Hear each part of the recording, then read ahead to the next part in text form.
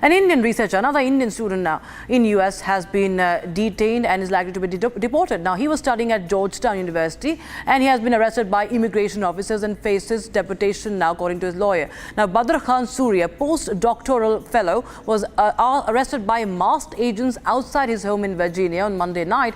As per the reports, just few days back, the 37-year-old woman, Ranjani, had self-deported. Another Indian had self-deported from the US using the Customs and Border Protection Home app after her student visa was revoked over pro-Palestine protests. Now, she fled the country, boarding a flight from New York's LaGuardia Airport to Canada. Talking about the current, and we are being joined by Mr. Prasoon Sharma, strategic affairs expert, is joining us on the broadcast. Mr. Prasoon, well, we see several Indian students are facing deportation now. And the latest, there is this man who's known as Mr. Suri, who is now facing deportation, and there are allegations that he has links to Hamas. And earlier we saw many students from many countries who had participated in the pro-Palestine protests being deported as well. How do you see these developments from US?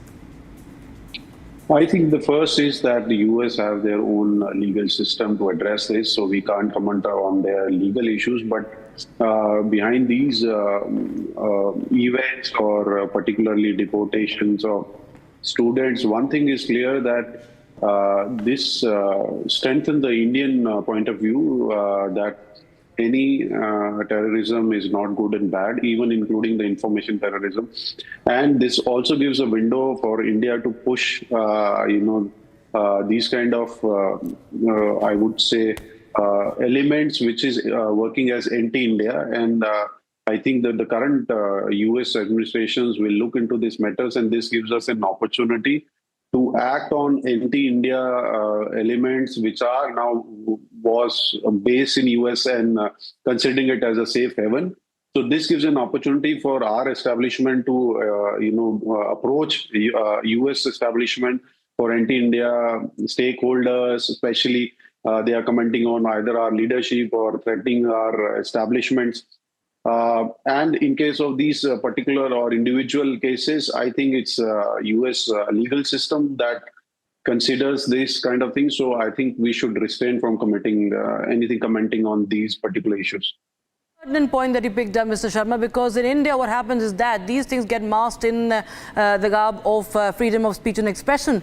And we've seen time and again how seditious slogans have been raised. We've seen time and again how anti-India agenda across universities have been peddled. And the ecosystem continues to defend that, protect that, and continue with that. You feel that there has to be tightening of norms, just like what Donald Trump did right after he took over for a second time at the White House, at the Oval Office.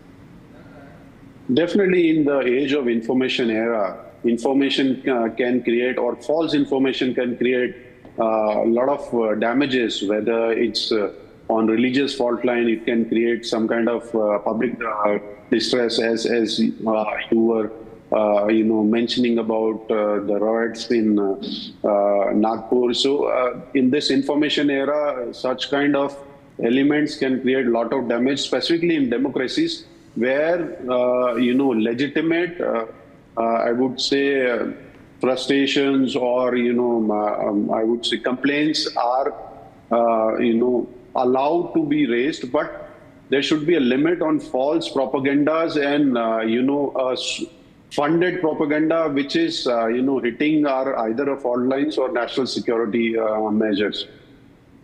Right, Mr. Sharma, thank you so much for joining us on Republic TV with your take on that story. Now,